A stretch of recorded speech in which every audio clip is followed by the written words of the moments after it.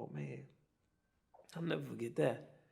I was I was a senior in high school, and I had flown up to New York to audition. First, I sent a tape, and my teacher was a guy named George Jansen, and he had studied with the teacher at Juilliard, whose name was William Vacchiano, whose name is William Vacchiano. Vacchiano is still alive, and my teacher, George Jansen, now he's dead. And he was telling me about Vacchiano, and you come up to New York. I had all my little orchestral excerpts and stuff, the Pines of Rome, and pictures at an exhibition, the Brandenburg Concerto #2, and the Hummel Trumpet Concerto, the Haydn Trumpet, all the difficult trumpet repertoire. And I came in the room, and it was Vacchiano was there, and Troidel and Gerald Schwartz, who I had Gerald Schwartz's albums of cornet solos. I really liked the way he played. And I walked in the room, and they were standing there, and I was nervous. I was in New York. Damn, first I'm in New York. Just that alone has me like, man. And I pulled my horn out, and they had heard the tape of me playing. So they said, well, play whatever you're going to play. So I think I started off playing an excerpt, pictures of the exhibition. So they listened to it. They were like, yeah. So I said, man, I must not be sounding good. I started getting paranoid. So they said, well, okay, play the Hummel Trumpet Concerto. So I knew my music from memory. So I played the Hummel Trumpet. That was one movement. They were like, yeah. Play some of the second Brandenburg. So I played a little bit of the second Brandenburg. So then when they finished, they said, okay, bye. So then before I left, Vacchiano said, well, tell George Jansen that he was right. So I didn't know what he was talking about. I said, okay, I was real nervous. But after Juilliard audition, I didn't know whether I had made it or not. And then when he said to tell my teacher that, when Vacchiano said to tell Jansen that what he said was true, then I went back and I asked Jansen, what did he tell Vacchiano? And he wouldn't tell me. But then I got in.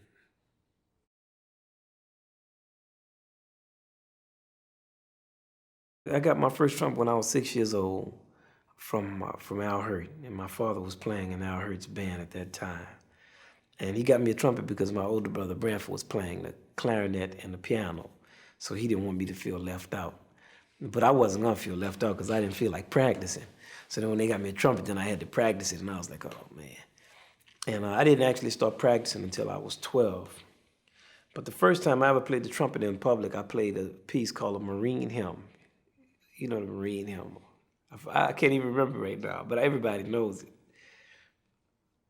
So I played that at this junior recital the kids went to. And I mean, I sounded terrible, but my mother, she thought I sounded good. So she was, oh, my baby sounds so good.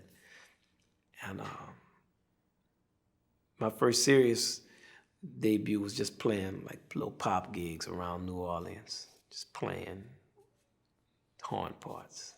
I didn't want to get that ring around my lips from practicing the trumpet because I thought the girls wouldn't like me. So I never practiced. You would have just thought, well, here we go. As a matter of fact, when I was going into high school, I was 12, and the band director, this particular high school that had 8th grade classes attached to the high school. So the band director was all excited because my father was a well-known musician in New Orleans. He said, Ellis Marsalis' sons are coming in. So after he heard me play, he said, are you sure you're one of Ellis' sons? I was sad, man. I really couldn't play. I became serious about music when I was 12 or 13, and then I decided I would practice and study and try to get better. And my older brother and myself, we always played together in bands, but we never knew that we would be professional musicians because we looked up to our father. He still is much greater than us. I mean, he knew all of these songs. He could really improvise and play jazz. And the generation we grew up in, nobody could improvise or play. We had stopped playing blues, so really there was no way for us to figure we could learn how to play. He knew all the songs by George Gershwin and Cole Porter, Duke Ellington, the whole tradition of American popular music. My father knew that. And we were growing up, we didn't listen to any of that kind of music. We had jazz recordings, but you listen to a recording of Miles Davis or Clifford Brown or Dizzy Gillespie, you're so far away from what that is. It just seems like another world. And we didn't think we would be musicians. So when we were actually living in our household, we just really looked up to our father, and he wasn't working that much. So we thought, well, if Daddy is not working much piano as he can play, then our chances of making it playing music must be zero because we can't play. I would practice every day for 4 hours, 4 or 5 hours a day, 3 hours, 4 hours, like just to continue. If you practice for like 4 or 5 months, then you reach a point where you don't feel like practicing anymore. And you say, well, now I've practiced for 4 months and I'm not really that much better. And you want to quit. But then when I would just keep practicing even on the days I didn't want to play, or I would listen to trumpet players all the time. And I just fell in love with playing. And I think around the time I was a freshman or a sophomore in high school, then I figured that I didn't know if I would be able to make it professionally playing music, because as I was saying, I was checking my daddy out and he wasn't really making a good living playing. But a certain level of achievement I knew I would be on, because just as a freshman I would make it like in the all-state orchestra, or playing the civic orchestra, the youth symphony. I would win like certain auditions. And I really understood that I needed to practice. So at one point, I just made up my mind that I really would practice and just develop. And plus, I love music, mainly listening to it even more than playing it. Because when I played jazz, I never sounded good to myself, so that was real depressing for me. In classical music, I would always sound better because I always knew what I was trying to do. Whereas in jazz, I never really knew what to do. We couldn't play blues, so I never sounded like the people who could play. But I didn't know it was because I couldn't play blues, because we weren't playing. We were playing funk, And there was nobody to play with. You had to recruit people to play. Well, I practiced every day. I went about 7 years without missing a day of practice. And I had a very strict schedule that I would follow. And I would not go to sleep until I had practiced all the stuff I had to practice. So if I had a job from like 10 to 1 or 2, I would still practice. Like I made sure that I would get all the work done. And also I wanted to play and be good. Like you have to really want to be good. More than anything, I wanted to be able to play. And that's what motivated me, I would listen to records. I would buy all these etude books. Any money I would make on our pop gigs, I would buy trumpets or books with it. I would get all the etudes books. I would go to different teachers. I would call people and really seek the knowledge out. Go to music camps in the summertime and practice and listen to the recordings of Adolph Herseth or Clifford Brown, try to learn the records. But the hardest thing for me has been to play jazz, because in jazz, I've had to put myself in my own context. Whereas in classical music, everything is set up for you. You just have to learn how to play. And jazz has been very difficult because I've had to create the context to learn how to play in. From an intellectual standpoint, from a philosophical standpoint, and from an actual standpoint in terms of recruiting musicians. That's been the most difficult thing.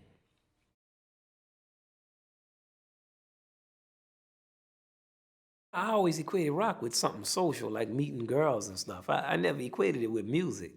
So I would be on the bandstand, and the music itself, it was all right, but I had also heard my daddy and them play. So I knew what was going on in our bandstand. Playing rock wasn't what was going on in his bandstand.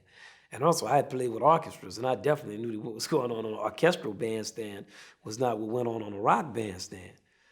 So whereas there's a lot of debate about how it's just music and all this stuff that people talk now, if you stand on all those different bandstands on a certain level, you know that it's not all just music. It's something very different that goes on in all of those instances.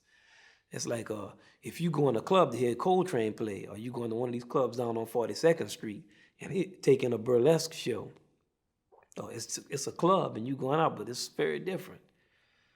So, but jazz was just the soul of it, and also the intellect of it. Like to listen to John Coltrane, just he started playing boo wee doo. I'd come home and put that Coltrane record on. Cousin Mary would be playing boo loo wee, just the sound in that music. I'd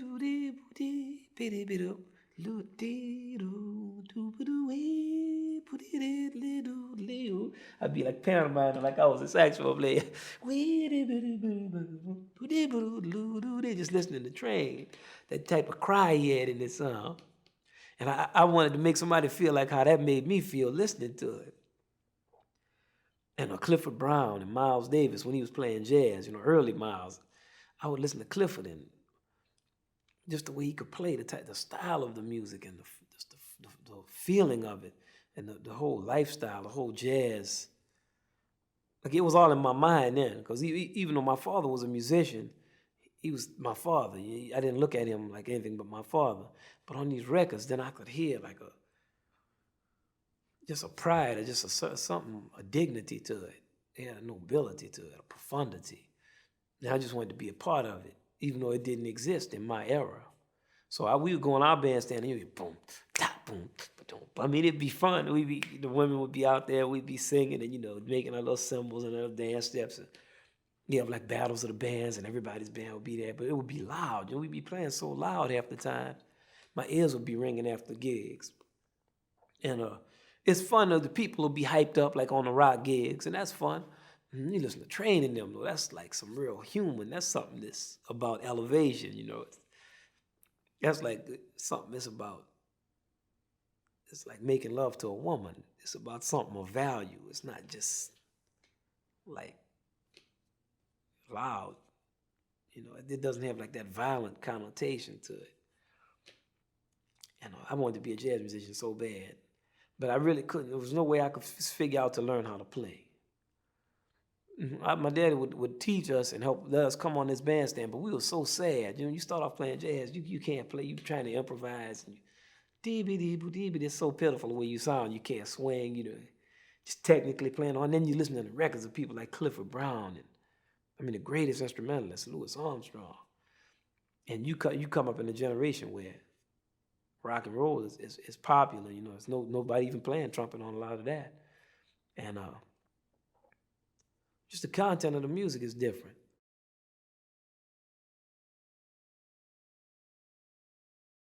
Well, the first thing about jazz is that it has so many functions. First, there's the communal function. That's coming from the New Orleans music, where it's played to celebrate births, funerals, the celebratory aspects of the music, the parade, which around the turn of the century was a real popular thing.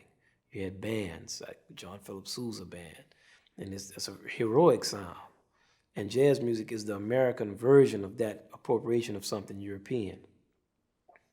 Then you have the whole dance connotation with jazz music, which I think it reached its most popular point in the country with the swing era. But though still the elements of jazz are in all of the music. Then you have the element of refinement of folk themes, which you find in all classic musics. And this is what the jazz musicians do with the songs of Cole Porter and George Gershwin. Like when you hear Ben Webster play a Cole Porter song, the art of jazz is what he performs on the theme. Like Hoagy Carmichael, when he first heard Louis Armstrong do Stardust, he said, man, I wish I had written that. Or it can't sound any better than that. Then you have the conception of New Orleans jazz, group improvisation, cooperative ensemble playing, which functions exactly like a democracy, which is each person has the right to play what they want to play, but the responsibility to play something that makes everybody else sound good. So it's the way that these horns relate in the rhythm section, it's like a musical example of how a democracy should work. Then you have higher levels of dealing with jazz, like the spiritual and the intellectual level, which is not dealt with on that level. The combination of a lot of the African and the European sensibility. The type of attitude that respects a certain type of form and structure, but has the American conception of humor, which also pokes fun at it. But you can't really successfully poke fun at something unless you know what it is. So it's something that deals with knowledge and dealing with the knowledge and being serious about it, but also the American humor aspect, which is, yes, well, now I have this together. It's like a cocky type of, all right, here we go. It's like the whole conception of somebody like Michael Jordan on a basketball court. You think of all these people just sitting around struggling just to get the ball in the hole, and then here's somebody talking about, 360-degree turns and then a jump shot or floating from the hairpin and all this stuff that they do. That's a humorous thing. Then you have the whole vocal music tradition that's in jazz. The greatest singers like Ella Fitzgerald, Sarah Vaughan, Mahalia Jackson, who's not a jazz singer, but she's an honorary because she was so great in gospel music that they consider her a jazz singer. And you have a tradition of instrumental virtuosity, which has produced the greatest innovators on any instrument. Like the trumpet will never be the same after Louis Armstrong. They were great trumpet players in the European tradition, and they were great trumpet players in the African tradition of playing the trumpets they played. But when Louis Armstrong played the trumpet, he simultaneously innovated in both of those idioms. And that's true on every instrument. Paul Chambers on the bass, and Jimmy Blanton, Ray Brown, Art Tatum on the piano, Thelonious Monk on the piano, Duke Ellington in composition. His whole harmonic conception, his conception of form and motion, logic, structure, the conception of the Duke Ellington Orchestra, which is a whole aggregation of individuals. And he had to conceive of music that would allow each of those individual personalities to speak and grow and develop. So that's a different conception from, let's say, a European composer who sit down and say, okay, I'm writing for trumpet. Duke Ellington was writing for Cootie Williams' trumpet, or for the trumpet of Ray Nance. Now, this is not to say better or worse, because certainly no one can sneer at the masterworks of Bach or Beethoven. Only a fool will do that. But there's a lot of that going on nowadays. But it's very foolish. It's just to say that this is an American conception, the fact that this is not just trumpet, this is Cootie Williams' trumpet. It's like a democracy, individual voice. But you have to fit it into the context of the ensemble. But it's still Cootie Williams' voice. Or let's say in African music, you might have improvisation, but a lot of that music is purely functional. Okay, we're going to do this, and your part is based on this. You're not going to see the elevation of the individual like you will see with Louis Armstrong or with Duke Ellington. So it takes from different musics around the world. It has a folk element, like the functional elements of folk music. And it has the elements of refinement, extension, and elaboration, as Al Murray would say, of fine art music. And it has an evolution in which different aspects of the tradition have been taken out and developed. Like Charlie Parker developed one aspect of it. Thelonious Monk developed one aspect of it. John Coltrane developed a spiritual aspect and a call and response aspect of the group polyphony. So there's so much in jazz music to be studied and to be learned, and so little education that I could go on and on and on, just about what's in this, just about what Duke Ellington did. And also the romantic connotation of the music. And the music had the effect of liberating a lot of the people from this Victorian image of sexuality. But for some reason, people still think they need to be liberated from that. This is something that jazz music was doing around the turn of the century. And now it's degenerated in the modern era to the type of vulgarity that's represented by rock and roll, which parades under the guise of giving you sexual freedom, when it's really truly sexual repression. The sexual freedom is found in the sensuality and the romance and the lyricism of the great songwriters like George Gershwin and Cole Porter and Duke Ellington, and of the great instrumentalists like Louis Armstrong and Lester Young. These people had a truly romantic conception that was based on elevation of the relationship between a man and a woman, rather than denigration of it into just some abusive adolescent sexual discoveries. So jazz music, it has a component for every aspect of American life. The great musicians come. Duke Ellington was from Washington. Thelonious Monk was from North Carolina. Louis Armstrong was from New Orleans. Elvin Jones is from Detroit. Fletcher Henderson was from New York. Dexter Gordon is from California. The list goes. Musicians come from everywhere. Charlie Parker was from Kansas City. So he come from the Midwest, the North, the South, the East, the Atlantic coast, the belt. The musicians come from every direction, and they give us a portrait of the country, of just the feeling of our nation.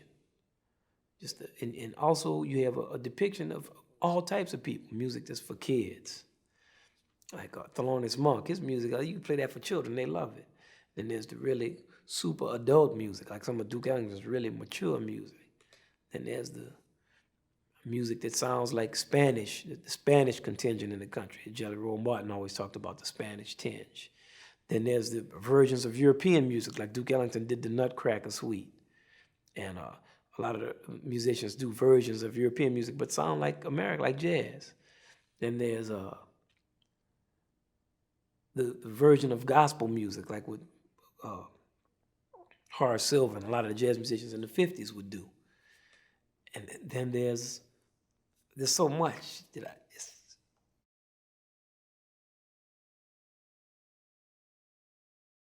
That's what we need right now, because we've gotten so far away from our own mythology. Because the American mythology has been skewed so much against what the country actually represents.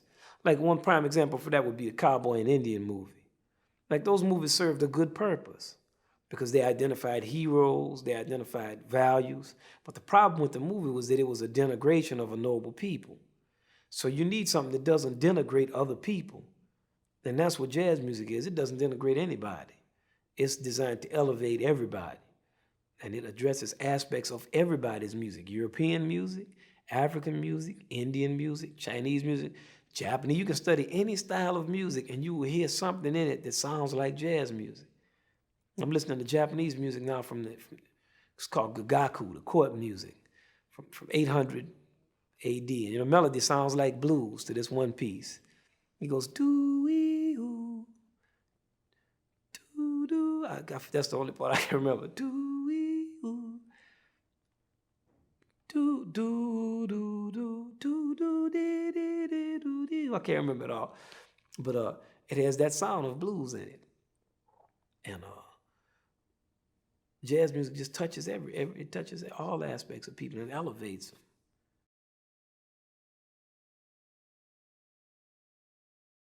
I was like a devious kind of. I would do all kind of dumb stuff. Like once me and a friend of mine set fire to a man's house, but he wasn't living in the house. We weren't trying to kill anybody, but we just did dumb stuff. We would throw rocks through windows of train stations and stuff. And I would go around to the corner and steal from the stores. I like to play ball. I was a mediocre ball player. Sometimes I could be good, not real good. I didn't have a lot of athletic ability, but I would work at it. I like to play basketball and baseball and football. We play football in the street. I grew up in Kenner, Louisiana, and they still had the ditches on the side of the street. It's country. The railroad tracks separate the black people from the white people. I had fun growing up. I just liked to play around, and I would do my homework and study, but I like to just generally have a good time. We had like woods and stuff around our house. It was kind of country. So I like to go and just go to different people's house and eat whatever they were eating and just hang out, go in the back with my friends and listen to Stevie Wonder records or whatever was popular at the time. But I like to tease people too, though. That was my best hobby. We would call it ribbon or playing the dozens. And you could, that's where you talk about somebody's mama or you talk about the kind of clothes they got on or the way they look. And you could talk about them so bad, we just would all have to start laughing. Somebody really talk about you real bad. I like doing that and playing marbles. We play marbles. Playing all the little games like Monopoly and stuff like. Just a lot of games. We had a good time. I had all my brothers. I had 5 brothers, and we would do all kind of crazies. We'd have rock fights. You have to hide behind these little things and throw shells. You'd be in pain if you got caught too. We go up on the levee in New Orleans, and the river was there. We lived like a block from the Mississippi River. And we go what we call exploring. We just go around and see. We ride our bikes. You had to be careful because you go into some neighborhoods, they'll try to take your bicycle from you. But yeah, I had a good time.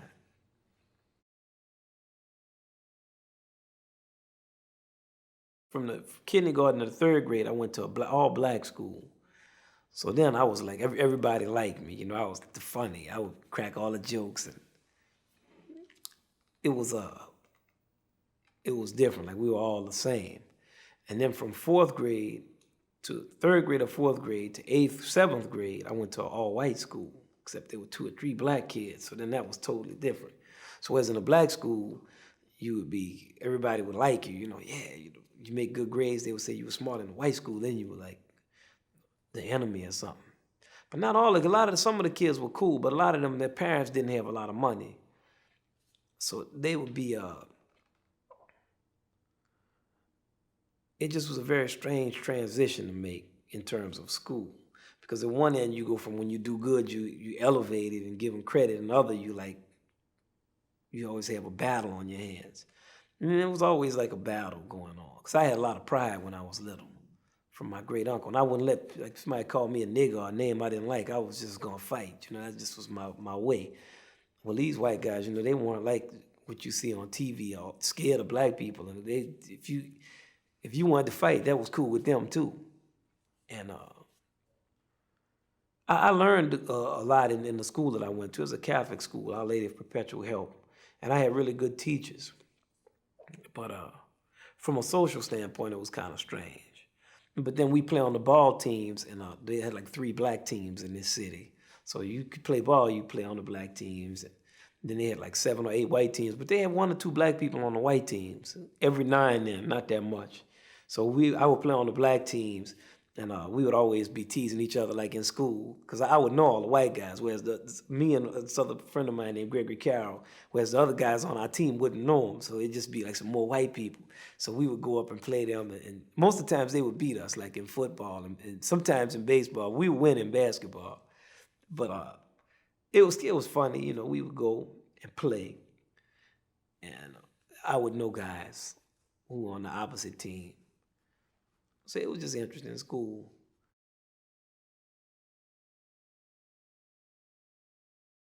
I was good, man. I made A's because I was studying.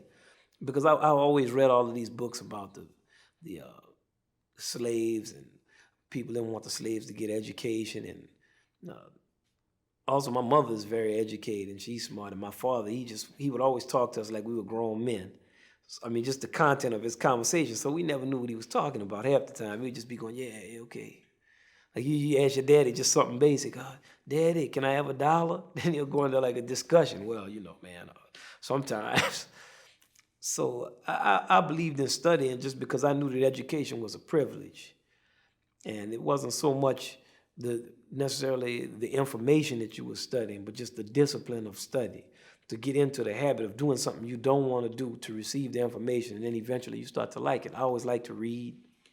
My mother would make sure that we read, so I read a lot of books, and I would do good in school, mainly because I hated to do bad.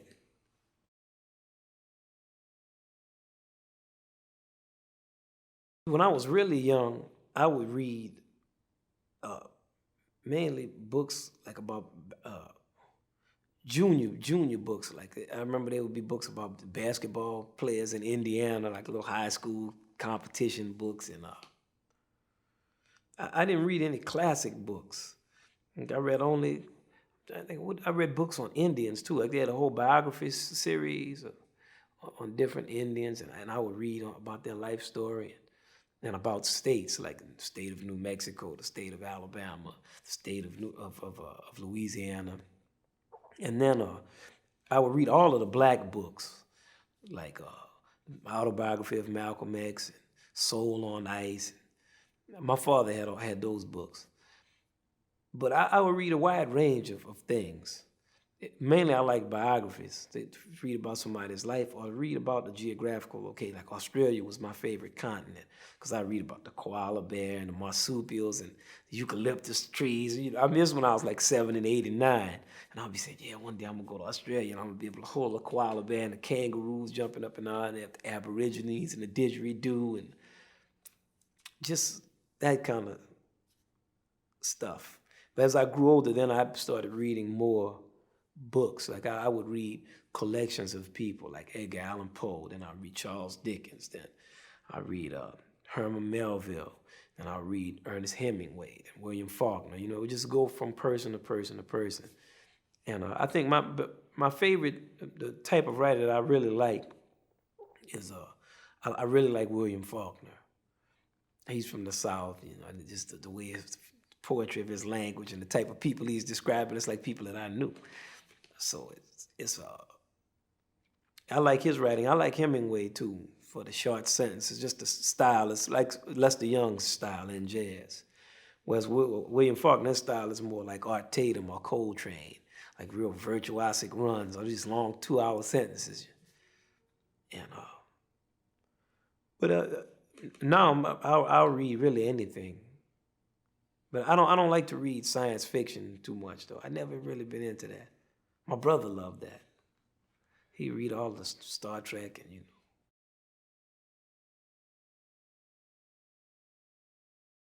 know. Mainly I thought it was something for some old white people to do that you would cough through. So I equated like some old white men with beards and stuff. And some women too, they'd have their gowns on and they would be playing and people would be there going, and then, they would be playing. And we used to have to go to these day at the symphony when I was in elementary school, which I always hated. I'd be like, oh man, we got to sit through this bull. So I would sit and they would talk about this is the bassoon and boom, boom, boom, boom, boom, boom. And this is the flute. This is the violin. This is the trumpet. I'd be saying, oh no, this is the snare. Like little jokes to go each other. And this is the bass. This is the cello. I didn't dig it, I was, man, what is this? It's like any ignorance you have. Whenever you whenever you have to be around something and you can get past what your cliche version of what it was, of what it is. If you, like I was in an orchestra, I remember we were playing Beethoven Fifth, and I was in an orchestra rehearsal, New Orleans Youth Orchestra, which I had just got in, just to be in orchestra. I still didn't really love classical music that much, but I could play the trumpet enough to play. So we would be rehearsing every day, and I would be just checking the music out. The bass would come in, boom, boom, boom, boom, boom, boom, boom, boom, boom, boom, boom, boom, boom, boom, boom. I'll be listening, boom, boom, boom, boom, boom, boom, boom, boom. Strings come in, I just be checking it out, the different movements and the sound of that music. And after rehearsal would be over, I would be humming the themes to myself. I'd be saying, man, Beethoven, this is some great music. I couldn't deal with all the prejudices I had against the music. They were stripped away by the fact of the music and the fact that I had to address it because I was in these rehearsals. See, now, if I didn't have to be in a rehearsal, I could always escape that music and just say, well, that's something for some white people or some old European dead. Like I hear people now always trying to dismiss these great masterpieces. Oh, that's just European music. They don't know what they're talking about. Because if you have to sit in an orchestra and listen to Beethoven's music, you come force to force with a great human achievement. And just that music, the music was just, especially Beethoven's music, who was my favorite composer. Just that music was just so powerful and great that I just had to deal with it. I said, man, I like this music. I just had to confront it in myself. And now I would listen to all of Beethoven's symphony. There's the Third Symphony, boom, beam, boom, boom, boom, boom, beam, boom, boom, hey. And the Eighth Symphony, I just get all of them and just check them out. And then I went to the New Orleans Center for Creative Arts, and I had a teacher named Dr. Bert Bro, and he made us analyze all of the 9 symphonies. So then I could see like how the music was put together from an architectural standpoint. And then I really started to like it. All right, here's the theme, and here's the secondary theme, and this is the theme stated in the dominant key, and this is sonata allegro form, and this is a scherzo, and this is you just learn the different forms. Then you can plus Beethoven's music had that life in it, just that feeling.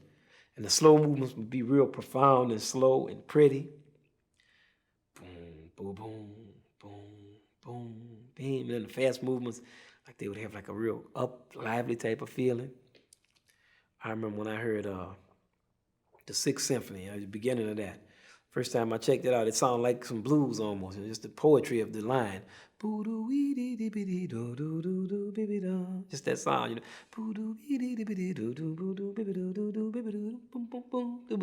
So I'll go home and check it out, but I couldn't wait to hear that.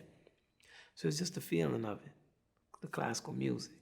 And I would listen to Maurice Andre play and read the line notes of his records, and they said he worked in a coal mine. So this guy worked in a coal mine, now he's playing classical trumpet. And I just liked his sound, just the vibrance of the sound. And I always wanted to play like him in classical music. It gave me almost the same feeling that I got when I would be listening to Coltrane in them.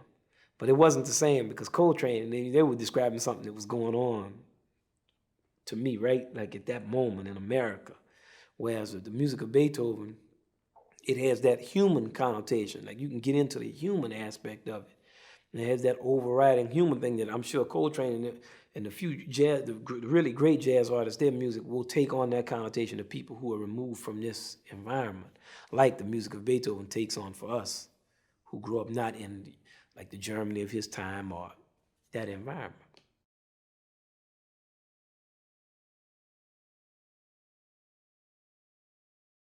Well, to me, the highest endeavor was art, but I didn't know that at that time because I didn't think aesthetically. I just wanted to be a musician. And then a lot of times too, I had like a certain type of bitterness, not real bitterness, but just a certain type, because then it was like the whole minority scholarship thing. And to me, that always was something to lessen your achievement. Like I would always, it's just a certain thing about the whole scholarship scene. And don't get me wrong, I would take the money. I mean, I'll take the scholarship because I needed the scholarship. But it just, for me, the whole achievement academically was more just the joy of the intellectual pursuit. It wasn't the achieve to say I had made an A or something, because that didn't really mean anything. Or even to go to an Ivy League school, Yale or Harvard. I mean, that really was not important to me. The most important thing was just I was curious about it. And I wanted to, when I could go to Juilliard and play, I really wanted to be a musician. And by the time I was a senior in high school, more than anything, I wanted to play music.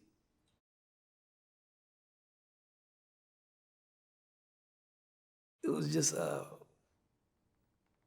it was a trip because I was still country. Like in New Orleans, everybody talks to each other. You look at people on the street. You never walk past a person you don't say, "Good evening, how you doing?" We call it the Big Easy because it's really laid back. And I used to go into my great aunt and my great uncle's house, and we sit down, we eat. You go into my different friends' houses. It just was a more communal atmosphere. In Manhattan, there's everything going on, all those big buildings. I remember looking out on West End Avenue when I first came in, just a big row of buildings straight down. I said, man, what is this? And all these people, like I would go to Park Avenue and just be Fifth Avenue during rush hour, and it would just be millions of people out in the street like ants. And at that time, I was staying uptown in Harlem. And then that was kind of depressing to me in one way because I had never seen that, just the type of attitude that was up there. Because I had been around people without money, and the black people that generally didn't have a lot of money. My grandmother lived in the St. Bernard projects. All when we were growing up, we would always be there, but the attitude would be different. In New York, the attitude is colder and quicker. But New York also had a certain beauty to it, the pace of it. In fact, you could meet all types of different people. And there's a lot of warmth there too, but you have to find it. It's more closed, behind closed doors. Going to Juilliard, I didn't have a lot of friends and stuff. And people, it seemed like to me everybody was rich. And I spoke differently from everybody. I still had an afro, and I wasn't clean. You know, people would be coming to school, man, they'd have on all these killing clothes and coming from New Orleans. I would still be wearing green jeans and earth shoes and stuff. I mean, I was so, I was just looking funny. So I would feel kind of unconfident. I had lost some of my self-confidence. And I would be playing in the orchestras and stuff, but that's not really what I wanted to do. I really wanted to play jazz. So I would play, and I enjoyed playing, but I didn't like the whole competitive aspect of it. And you know, people always talking about each other, and this one can't play, and everybody, 500 people auditioning for one job in an orchestra, and most people, you know you're not going to get it. So for me, it was a hell of a transition to make. Then I didn't know how to cook. I had to learn how to cook, and I had never been on my own. I was used to dealing with my mom and daddy. So that was an interesting year for me. That first year I left home when I was 17. And I learned a lot during that time. And I grew to love New York City in a certain way, the feeling of it, the subway and Rockefeller Center and Lincoln Center. There was so much stuff, the Modern Museum, but I didn't go to any of those. I just would look at them from the outside. And don't get me wrong, I wasn't involved in the cultural life of the city. I just would say, yeah, Lincoln Center.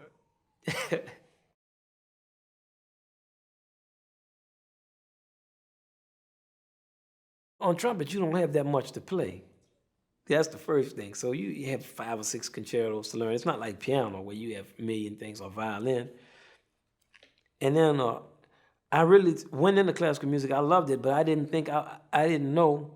I figured I had a better chance playing a job as a classical musician than I did playing jazz, because nobody was playing jazz. The kind of jazz I like, which was modern jazz, that I liked at that time. So it just kind of happened that I did a classical record and even got known to play classical music, because at the time that I did my classical record, I actually had given up playing classical music. And I figured, well, because once I had the chance to play with Art Blakey and the Jazz Messengers, then I figured, well, I can make it playing jazz. I don't really want to play classical music. I still love classical music, but most of the music I like doesn't even really have that much trumpet in it.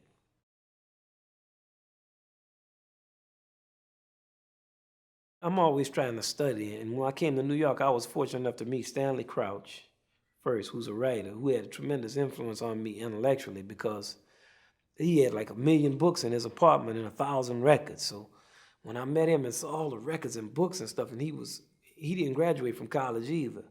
Now he just will voraciously read books, and every time I see him, he'd be talking about, "Yeah, man, you check this book out," and I didn't know any of this stuff, so I always felt stupid when I was around him. And he knew more about the music than I knew. This is when I was 17 and 18. He would be saying, "Well, what about this record?" So him and also Albert Murray, who was like Stanley Crouch's mentor. And Albert Murray has written the greatest books on jazz, is Stomping the Blues, which is on blues, but it's one of the greatest books written about the poetics of jazz music, what the musician should be trying to do. And from having the opportunity to be around Stanley and Albert Murray, but Stanley much more than Albert Murray, because I'm always too embarrassed to be around him because he knows so much. I always feel like I'm just in the way.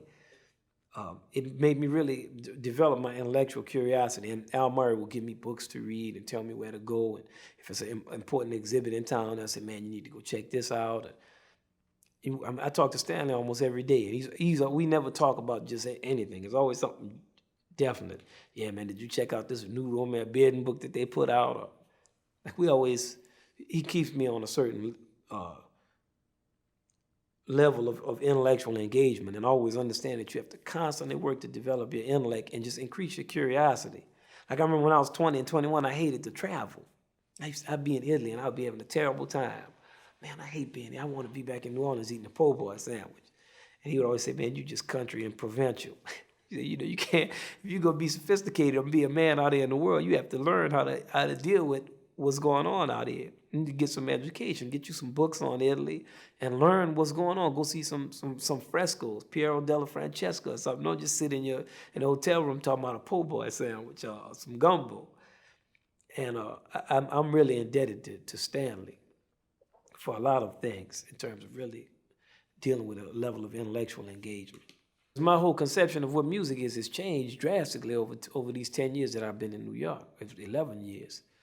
Because when you're not dealing with sophistication, or you're not dealing with real human interaction, or you're not dealing with history, if you're not dealing with what goes on in other parts of the world, and different customs and different cultures, different ways of looking at things, if you're closed off to a certain level of interaction with people, then you're closing yourself off to a large percentage of music. And this is what I would do when I was younger. And then when you do that, you say, "Well, people don't understand the music I'm playing." Well, the challenge of being a heavyweight in any field is to come up with something that has all of that substance in it, but that anybody can relate to and like. This ultimately is what the failure of serial music represents. You can come up with all these formulas and scientific theorems, and they can be well researched and worked out and have a true theoretical basis that's valid and require hard work and diligence. But if it doesn't deal with something human, something that either elevates the human spirit or deals with it, or if it's not something people can like, then ultimately it really has no value. All this, "Well, people will understand it one day," everybody thinking they're going to be Beethoven. That's not going to happen, because first, in his early years, he wrote music that everybody could understand. And just to start off with a conception of a master when you're a student, that's a seriously tragic mistake, I think, that's been made. And it's a mistake that I made, thinking, "Well, man, nobody really knows what we're doing." Well, why not? Is it because we're thinking about something that nobody is thinking about? Well, obviously that's not true, because we're not thinking about nothing. So let's start thinking about what's happening, just to get focused, and then develop a foundation from which you can develop.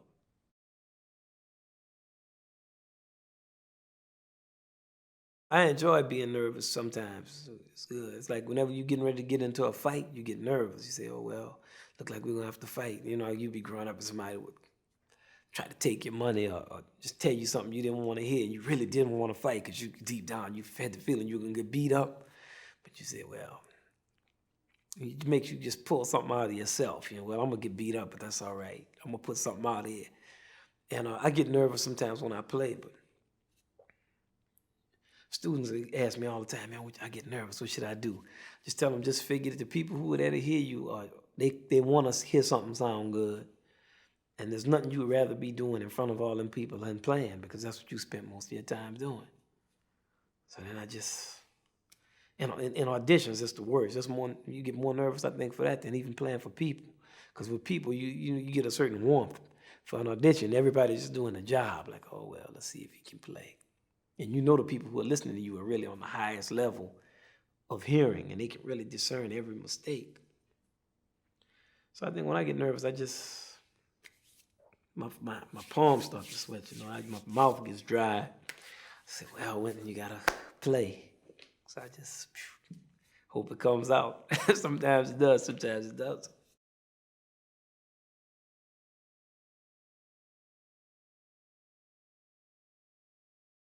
First, I'm just grateful to be playing another night.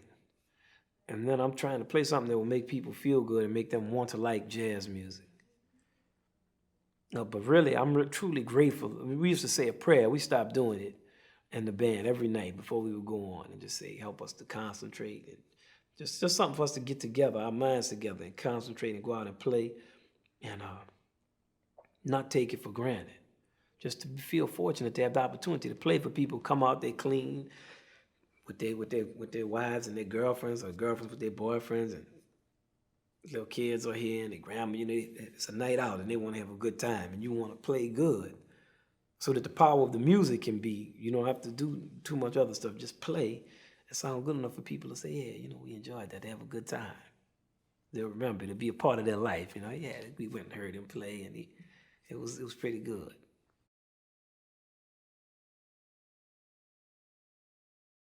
That's part of being an adult in anything, though. You have a responsibility. That's what adult behavior is in my mind, acceptance of responsibility. Like if you don't have that, then you have a childlike relationship to something, which is you only have a right. You have to do that if you're trying to deal with something beautiful, because every creation that a man makes of beauty is a declaration against ugliness.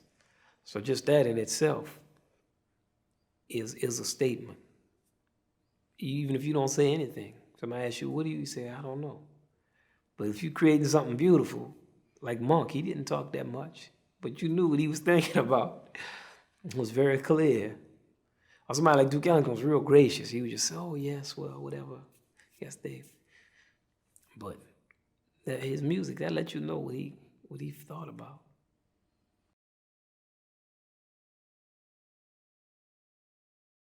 When you first read a newspaper article with your name on it and they saying you can't play, but you don't like it, especially if everybody always has said you could play. Like somebody like me, from the time I was 13 or 14, you know, all the time they've always said, yeah, boy, it's the greatest young trumpet player. You have to hear this kid. Everywhere I would go, they would say, boy, this guy is great. And then when they started, when first time I would read like one or two reviews where they were saying I can't play, or I didn't play with any soul, or I wasn't nothing, I was just imitating Miles Davis. I didn't like that. But I was 19 then, 19, 20, 21, like let's say those first 3 years. That was like a transition for me. First, just to get used to getting that volume of stuff written about you. And then and then once they realized that I wasn't gonna co-sign rock and roll, see, that was the death knell for me in terms of it. And also I was gonna talk about like the corruption in jazz. A lot of my bad publicity came from stuff I said more than what I was playing. So that eased the pain of it a little bit. Like I can say, well, but then I also do a lot of stuff. Like in relation to the people who really could play, I knew I couldn't play. Like that, there was never any doubt in my mind. So that's one thing that it said. The criticism, it helped me keep my head level, because I did know that I wasn't playing that much and that I had to really develop.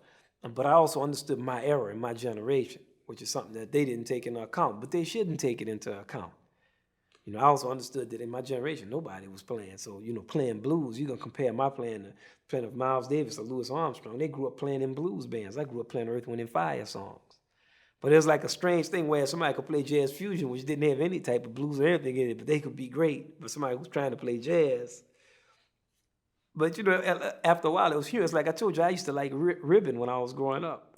So some of the cut downs would be good, and it would be kind of funny. I remember once one article, the guy said, if you could take one note that some trumpet player played, that Lee Morgan played, and it was more like jazz and more soulful than everything I've ever played. So, it's like something like that is really kind of funny.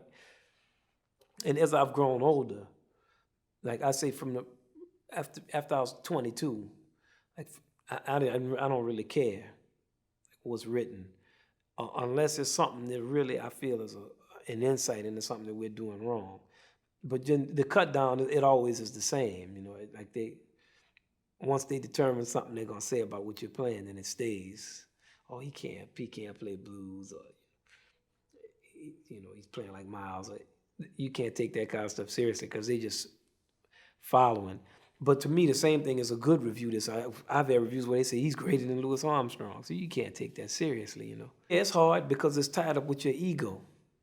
Like you always want to think that you are not going to be talked about negatively like everybody else is. But you have to accept that there's nothing wrong with somebody saying something bad about you.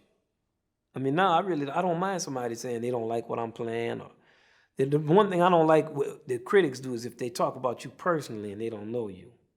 That's something that I really still don't like a personal attack on like they'll say, well, he won't sign autographs. Just something that's not true. But in general, I think criticism is a good thing because it keeps people honest. It's just the critical community in jazz is corrupt, but I still wouldn't abolish them. Or I believe they should have the right to write what they want. And it takes you time to get used to being cut down and just to get to the point where you really can accept it. I mean, it's not a crime for somebody not to like what you're doing. There's no reason for you to be not subject to not being liked. There's a lot of stuff I don't like. It's not personal, I just don't like it. So at this point, I really don't mind, It's actually, some of it is kind of funny. A lot of times, like in my mid-20s, I would purposely incite them to be mad, or I would say extra something bad about Miles because I knew that would make them oh, how dare he say this? So I would, just really cut some rock music down and say, man, rock music, they ain't doing nothing. They can't. Or really talk about something racial and they really hate that, I say, well, they just doing this, it's just something white, and then it'd be like 2 years of bad reviews. Then he doesn't like white people. It's always something. Or But then I would get it from all the camps, the black ones and the white ones. So it's really kind of funny.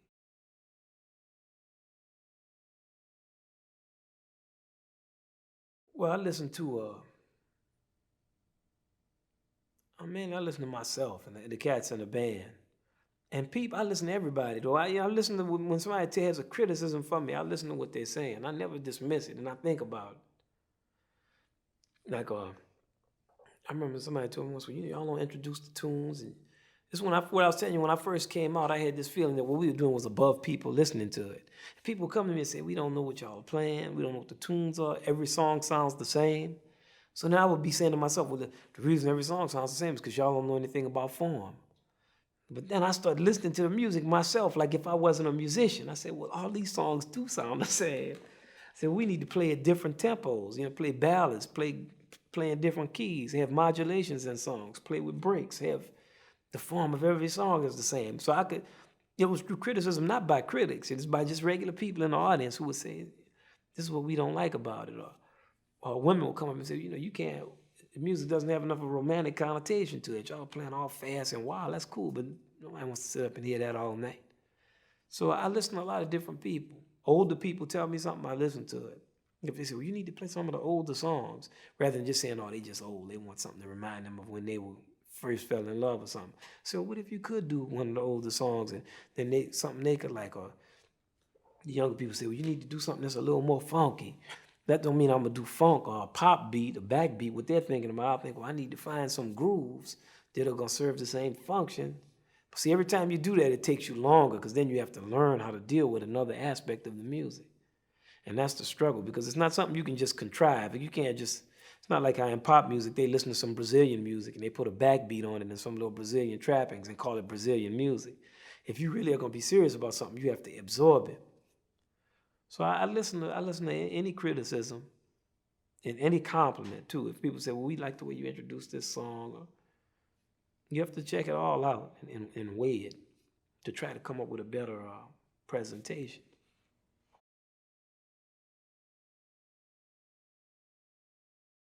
Well, everything is difficult that's worth achieving.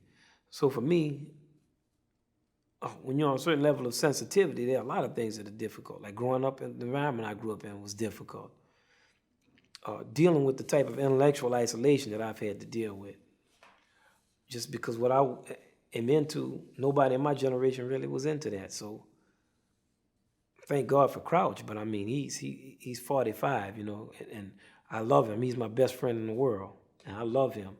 But I'm not, like, he's like a mentor to me. Like, I'm not equipped to really discuss a lot of stuff with him on the level of that. Like, he's not 29.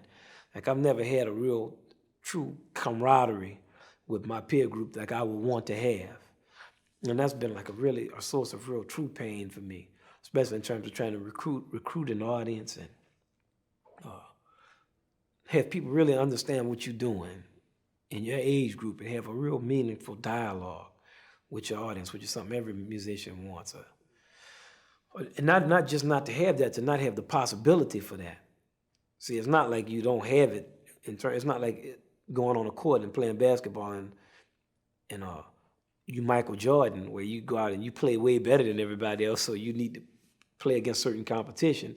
It's where you go out to play and nobody wants to play basketball, so you have to go out every day and play yourself, or just a few people. And coming to New York and dealing with like a lot of the animosity I've had to deal with, just to try to articulate just some kind of philosophy that's relatively intelligent, because the whole philosophy that's put out here, like by jazz writers and stuff, it's so unintelligent and it's so destructive. And I've had to go through just 9 or 10 years of just constant assault, just constantly being assaulted personally. It's the stuff that I don't like. I don't like to be personally assaulted on a philosophical issue. A lot of stuff went down on me that I didn't like. Like I lost my band and over like just some strange stuff. And I mean, everybody goes through stuff in their personal life, like with women and stuff. That's something that the women go through with the men and the men go through with the women. So of course you have to deal with that. But professionally, just the whole struggle to maintain a level of integrity in an era that's not even remotely about having any type of musical integrity. There is integrity, but it's just not in music. Because at the hierarchy, at the upper end of the musical, of people who are recognized in music in the world, are the least competent musicians. So it's a thing where you don't want to cut people out personally. Like I don't want to say, well, Mick Jagger can't play or this one can't play. It's not a personal cut down, because they know they're not trying to play. They're dealing with a certain type of entertainment, light entertainment, which is fine. But just something strange is going on in our culture where we've turned around the function of that and made it into something to nourish the society with. So my job as a musician is to fight that battle.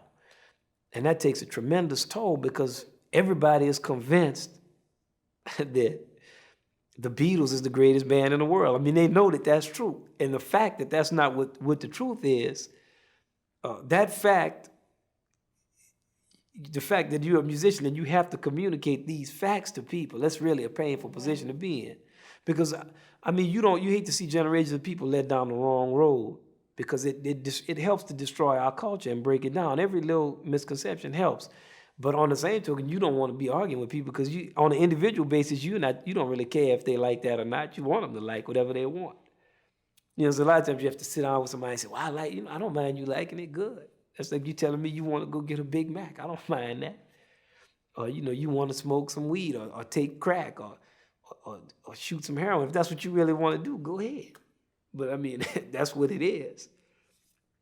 And it's not that the Beatles is the equivalent to these destructive things, but in terms of our culture, it is. Because it just erodes quality. It's just an erosion of quality. Like to go from George Gershwin, the George Gershwin level of composition, to the John Lennon level of composition, that's a very long drop. And history will bear that out. But if you have any doubt, just put Porgy and Bess on and listen to those songs, and then listen to Michelle, My Girl, or Yesterdays. I mean, it's no comparison. And that's not even a racial issue. You know, that's just two men dealing with music.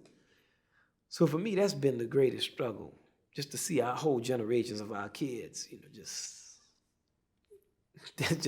go that way.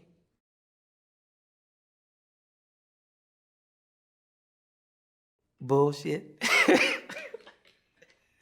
I hate to introduce this on our video, but I mean, you know, just injustice, man. Just the whole injustice of the way stuff will be set up. It's unjust. So that'll make me mad. But the incorrect thing is that because you mad about some injustice, that you walk around all the time mad. Like I told you, I always had a good time. You know what I mean? It was never, when I was growing up, it was some injustice going on there, but that didn't keep me from enjoying them baseball games we were playing, or eating them good pots of gumbo my mom was making, or having fun playing marbles with my partners, or ribbing. Like, you get this impression now that if you mad over an injustice, your whole life is consumed with this anger. Like, I never was consumed with being mad, or it made me mad. It still makes me mad. Like, now they say, well, he's changed. I'm not any different. I'm still mad about it. If I have to talk about it, I will still be mad. And I'll still break down exactly like what I was breaking down before, what it is and what the deal is with it. It's just that now it's not shocking like it was then. You know, at first it's like, man, because in my generation, I guess people pretty much figured that the whole injustice of the situation was forgotten, or, you know, just nobody could articulate a vision of the United States of America that dealt with what was going on that was incorrect. So I guess they figured I should just come up and be grateful. Well, you should just be grateful because you could be out stealing or on crack or something. But I mean, that's not what's happening. So I think it was the shock of it. Like, and I mean, in terms of the jazz critics, because they weren't prepared to deal with that. They used to just deal with you being happy to have them write an article on you, and they just put the words they want in your mouth, and then that's it.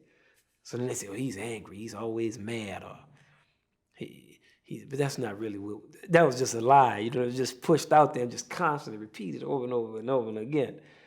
And it was incorrect. So, but the people who knew me knew what the deal was.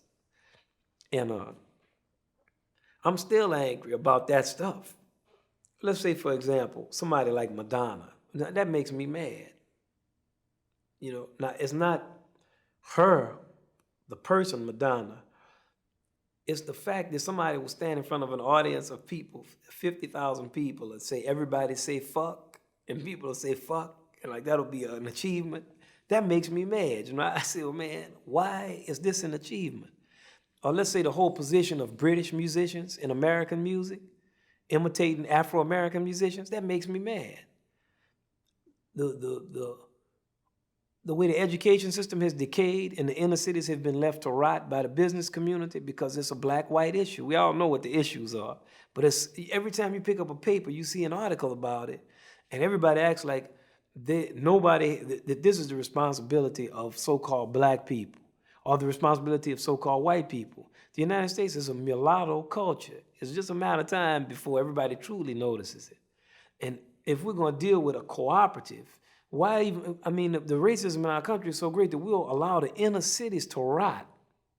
The people in the business community will let the infrastructure of a city rot and decay before they will pump money into a community of people who have been traditionally just kicked in the behind.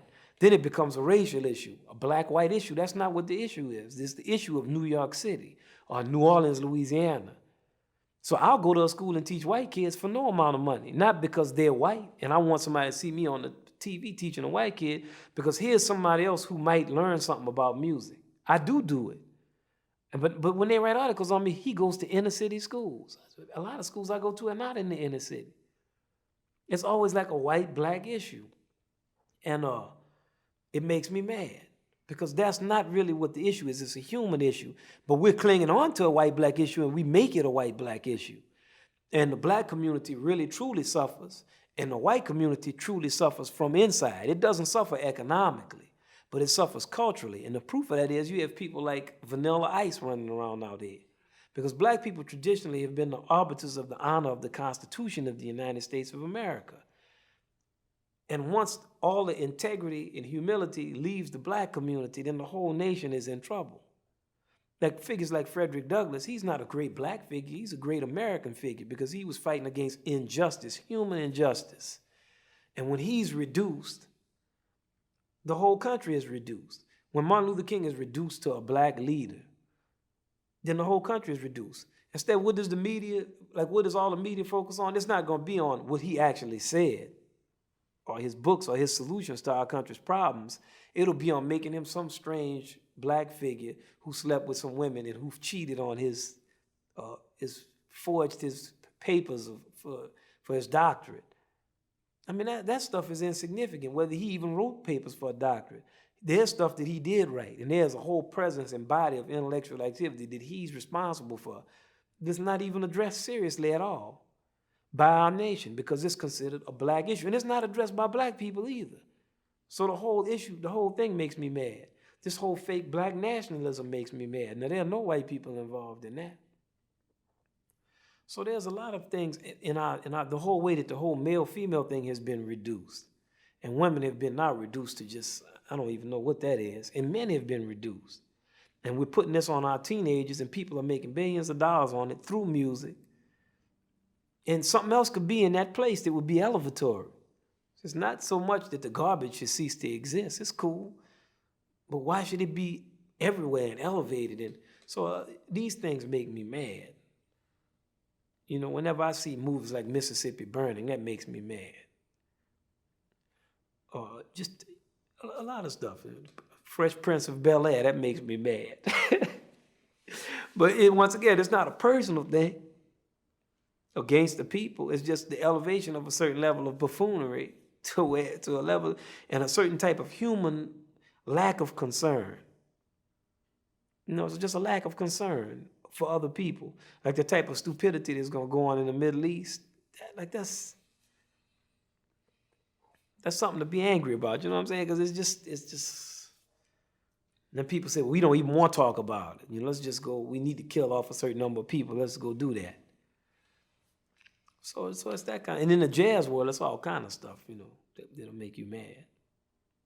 You go to hear all these high school big bands, and nobody's playing Duke Ellington's music. They're playing all these third and fourth grade arrangements. And I'm always saying, well, why are y'all playing these? Play some of Duke's music. And it's always like a racial component lurking. And it makes you paranoid. Because a lot of stuff will go on and it won't be racially motivated. But you already are paranoid because you've grown up in this system and you're so used to it being racially motivated that then your first thing is to say, well, man, you know, that must be something. And the first description of a person always is a black person or a white person. Well, a lot of black people have more European blood in them than African, but they still go a black person. And a lot of people who are white, they have something else in them. And, you know, just a lot of this stuff goes on. Education system, all these quotas. I mean, just the whole thing, man. Even in high school, I was thinking about that. I was thinking about all these scholarships and minority. Like, I never liked any of that. Because I always had the feeling that it was just something denigrated achievement. And I think if you're going to help a community, you have to put money, economic dollars in the community. Not just you give somebody a grant or try 5 years of giving some black businesses something. Or you have to really get a group conception. And like I'm saying, in our cities, we've let our cities just decay rather than address the racial problem. That's the ultimate statement to me of what we're dealing with.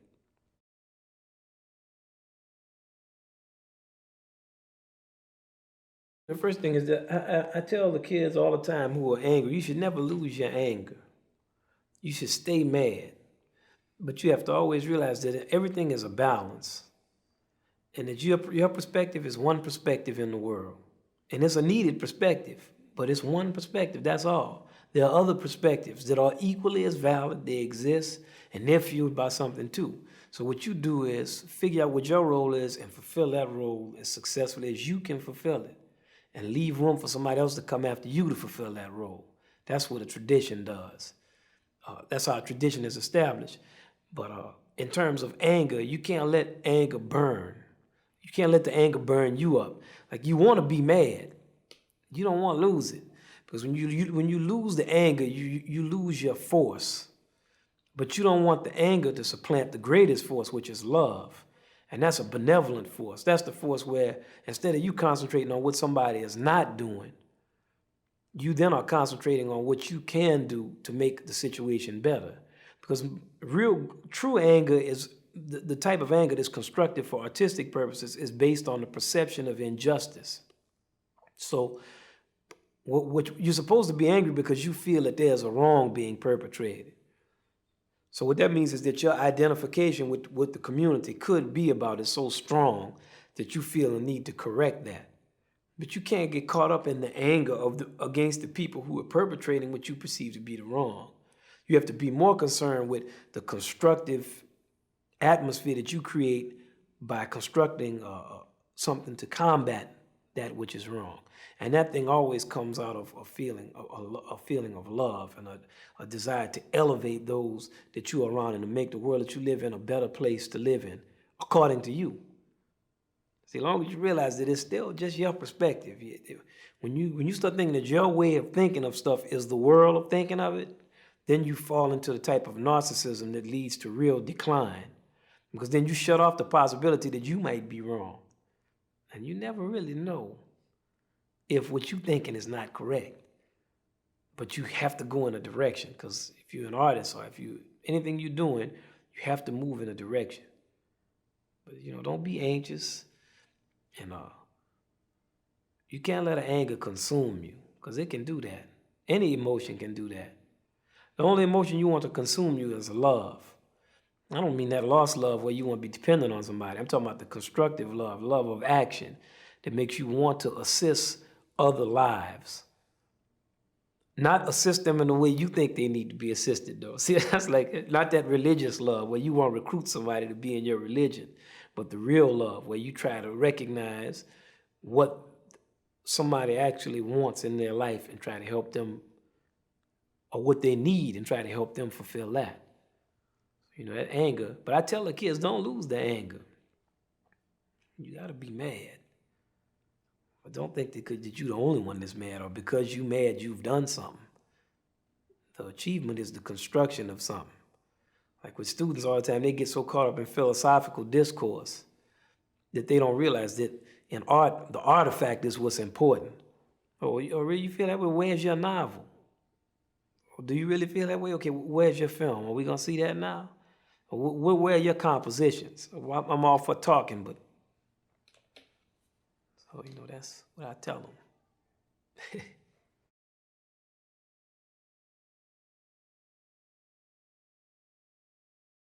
I just like to do that. It's just a thing that I enjoy talking to the students, and they funny too. They have their perspective, and that way it keeps me in touch with what's going on in different regions of the country. And I like to pass the information on to those who want to absorb it. And my father was a teacher, and in New Orleans, all the musicians are like that. Like, we're all close, and musicians see you and say, man, you've been practicing your horn, like when you were growing up. That's some of my fond memories of being in high school with the older musicians. And go home and practice, son. Or, just making you study and work on your music. And I come from a tradition of people who do that. And I like it. And I see the students, they grow old. Even though I'm just 29 now, I've seen kids who were like 12 or 13, now they're 22. And I meet them. Maybe they're not in music, a lot of them. Some of them work in different capacities. But I see them, and they call me, and they come by and say, hey, man, you remember you told me this or that? And it's fun. We've had some impact. Like, we have some students who are serious. Like, some of the kids, like Roy Hargrove is a young trumpet player, and they've generated some publicity, which is good. But for us to have a jazz renaissance, we do have more kids interested in playing it, but none of them really can play. See, so for me, the thing I try to stress to them is that a contract doesn't mean you've made it. For me, I'll be content when we really produce people who really can play, like learn how to play blues and get a conception of jazz. And I think I've had some impact out here just by constantly talking about the music, constantly going around to the schools and sending tapes to the kids and talking to them, and they come to my hotel room and they play. I give them lessons. They come down to my gig. I make sure they get in, and listen to them. But it's just a matter of just constantly talking about the music and trying to. No, what we're gonna try to do in this next decade is just really make the music more accessible to the public in terms of trying to get in some movies or put videos out, have an educational series. We're working on a series for NPR now, a national public radio series called What Makes the Music, where we go through 26 hours of what makes jazz and what are the different elements, and just do stuff like that. So little children shows where everybody plays an instrument.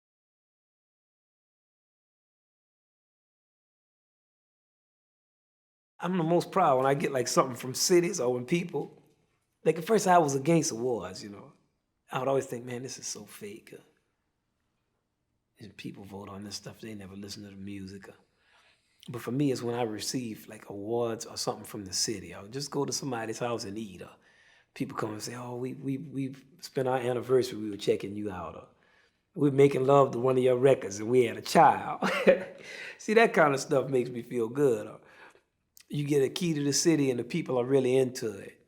Like, it's not just, oh, let's give him the key to the city because he got some publicity. Or like, it'll be some people you knew and you were there at their school or you working inside the community.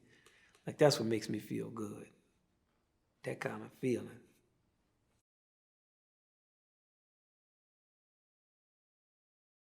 Man, there's so many people. I can't really answer that because there's so many people I would like to meet. I mean, so many. I can't even. So many great people have been on earth. You say one, and then you say no, but I would like to meet you. I think about that sometimes. If I could go back in history or forward, where would I go? There's great people everywhere. Duke Ellington, Louis Armstrong, Hemingway, Faulkner. People I like, Picasso.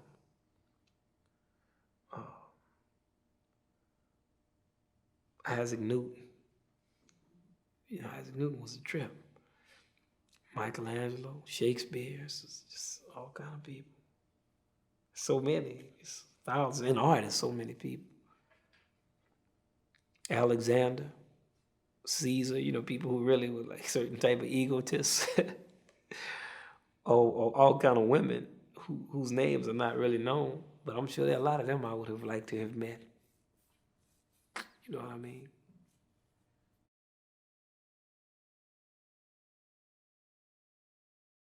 To me, my personal life is always kind of chaotic, but it's all a part of what it is. Like, it's not like I believe in, I have 2 children. I believe in that, I believe in but in family, but I'm always gone. But I'm the type of person who by nature is a paternalistic type of person. So, whereas I might always be gone, I saw that with Art Blakey. He might not have saw his children, but he was a paternalistic person. So he was a father to me. I wasn't his son, but there were a lot of other people who he was a father figure to. So different people have different jobs. Like my father, he didn't leave home. He stayed home. He didn't go on the road. So my brother and I, all my brothers, we got a certain thing from our father that other kids who didn't have fathers didn't get. But then he got things from people like Art Blakey. So, it's like my job is to go on the road and play all over the world to people. That's what I was chosen to do. I was given the opportunity to do it. I didn't have to be given that opportunity. Many people want that and work hard for it and deserve to have the chance to go out and play in front of people and talk about the music and play it and present an elevated vision of what American life and what human life is about and create beauty and work on compositions. But a lot of people can't do it. So for me, I could stay home and raise my children and be with my old lady like people have done. But that's not what I'm here to do. So I don't do it. Either way, you have to make a decision.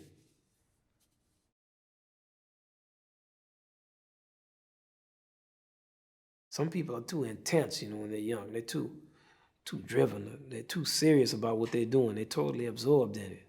So I tell them, you're not going to get better at that much faster a rate by being that absorbed in it. Because what you're gonna do is give yourself a nervous breakdown, and you destroy your concentration because you're too eager. You just relax. Stuff comes in time. It's the concentration that you have to exert is this way. It's horizontal. It's not vertical. Like the key to practicing is to practice and concentrate over a course of years, not a bunch of time in a day, a week at a time. The reason you don't get tired is because you'll be relaxed and calm and you're constantly working. And music and art is about something human. So you have to meet people and know something about what's going on in the world. You can't just come out and know about the practice room. You have to know about something. Go out with your girlfriend, go get something to eat, go to a movie, to have a conversation, listen to what somebody is telling you. Learn somebody else's life story. Peep them out. Don't just think about yourself all the time. You have to deal with you, but so then other people, they're real shy. Or they want to play, but they're not aggressive. They think they don't deserve the right to play or something. You have to tell them, you have to, when you're playing, you have to step out and make a statement. You can't be scared to play. Some people, they just want to play music for their ego purposes. They don't really want to play music. They want to be known. So to those people, I give like some impossible exercise to do and tell them to call me back after they've done that. I said, oh, you want to do that? Okay. Well, learn all your major and minor scales, learn all your chord progressions, get these 3 books and do this exercise for a year. And then when I come back, come for me and play. But that's not what they're interested in. They want to know how to get a record contract. So I say, learn these 5 records and come back. But you never see them again because they're not interested in music.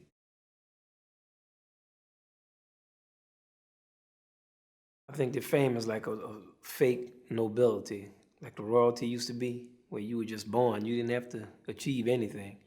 You were just born into a position above other people. And it's like this one passage in the Bible where God is talking to the people. He said, well, what would you rather have? Would you rather deal directly with me? Or would you rather deal with a king? Now, if you get a king, he's going to tax you. He's going to take your women. People say, give us the king. So it's like that whole syndrome. Somebody's got to be famous. It doesn't have to be merited. And in the democracy, actually, it's better for those who are famous to not be famous through achievement, because then if they're just famous for no reason, then it gives everybody like this illusion that they too can be touched by the hand of fate and they'll become famous too. And I don't really have a problem with that. It's like a little storybook type of thing. And the people who are famous, they do whatever they do to become famous.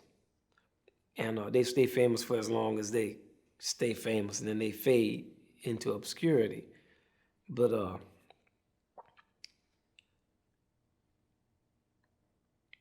fame, it's like in that Thomas Mann book, Joseph and His Brothers, the blessing is also a curse.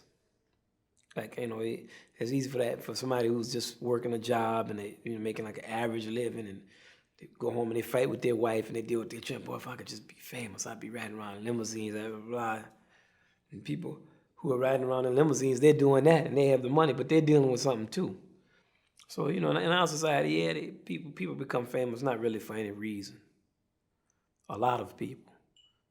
It's not really based on merit, but I think mainly in music more than in athletics. If you become famous, you deserve it. Like people like Muhammad Ali and Michael Jordan and Frank Short or Mark Spitz. They did something to become renowned. They have remarkable achievements. In the music business, if you come up with a ditty that's hummable, or if you look a certain way, you can make it, become famous, popular. It's just like a fairy tale or something. Only a few people will make it doing that. So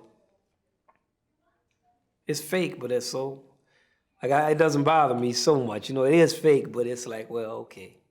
It's like a fantasy world that a few people get to participate in, but everybody else participates in it too. It's like that's why you have a show like Star Search. Everybody comes on and they sing, and maybe they can get a contract. It's like another thing.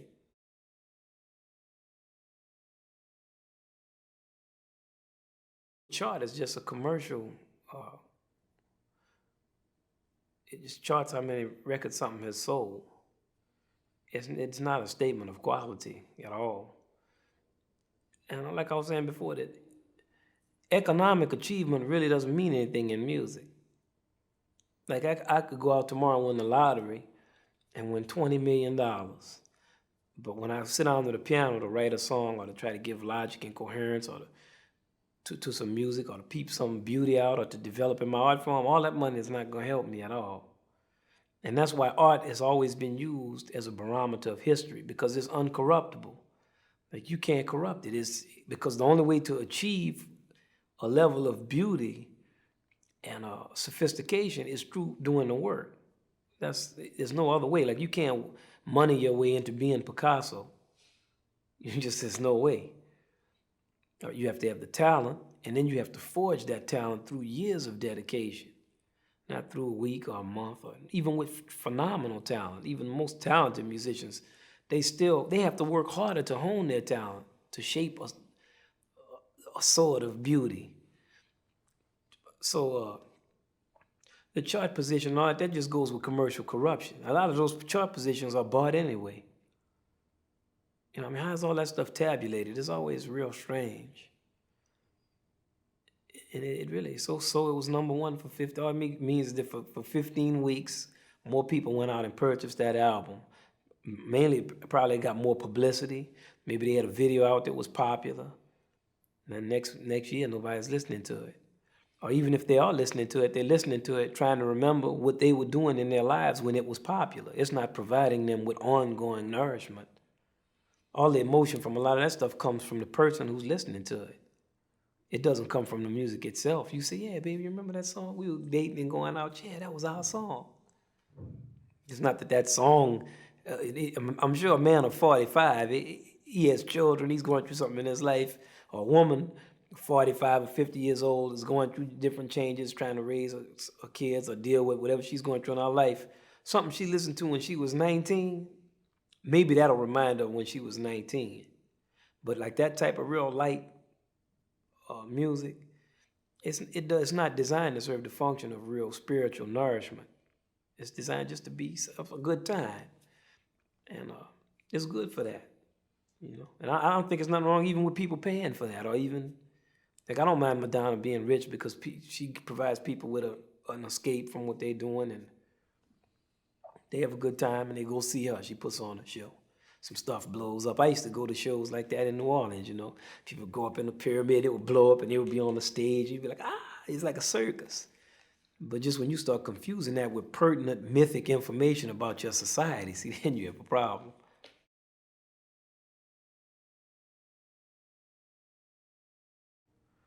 It's not formulated like a tune. It'll just be something general that goes on in my mind all the time.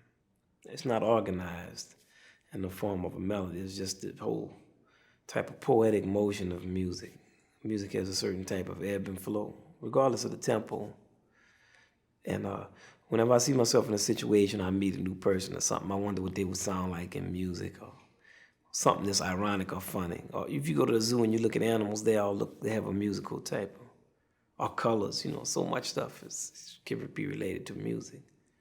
For me, it can be the type of shoes somebody has on, or maybe it's the way you do this with your mustache, you know, it's like a question. Maybe it's like a phrase that goes, "Doo-doo-ding, doo-doo-ding, doo-doo-ding, boom, boom, boom, boom, boom." It could be anything. The type of clothing people wear, earrings, or the way a woman will move, you know, she might touch her lips a certain way, or move her eyes a certain way, or look at you a certain way. Or paintings, like sometimes I go to Modern Museum of Art, I'll get books of paintings from Romare Bearden, Picasso, Titian, Goya. It doesn't make a difference what the period is. Or reading a book, like, I remember once when I was reading the Iliad, and I thought, boy, you could make some music out of this. Tunes for each character. It's just anything.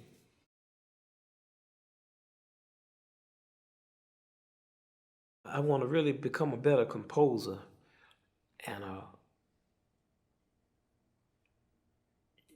want to learn how to really write jazz music. and just capture a portion of what I really see around me. Because now I'm functioning at like 20% of my capability because I don't have the technique to write down what I hear and see and feel, and I don't have the technical. I can't do it, so I have to work on that because I can really conceive of him writing songs about animals, like a whole series of songs just on animals, a whole series of songs based on Japanese music, based on Brazil, but real truly dealing with that music, not just, ding boom boom boom bing boom boom boom bing boom boom, not something corny like that.